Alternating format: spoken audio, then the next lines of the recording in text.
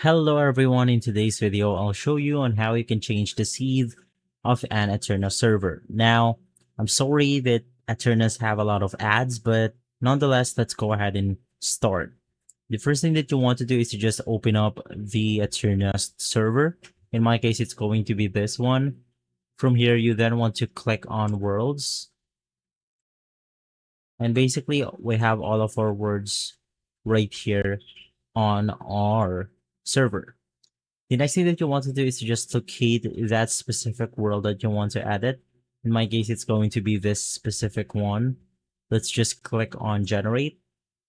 And basically under we have the random option for seed since we didn't enter any.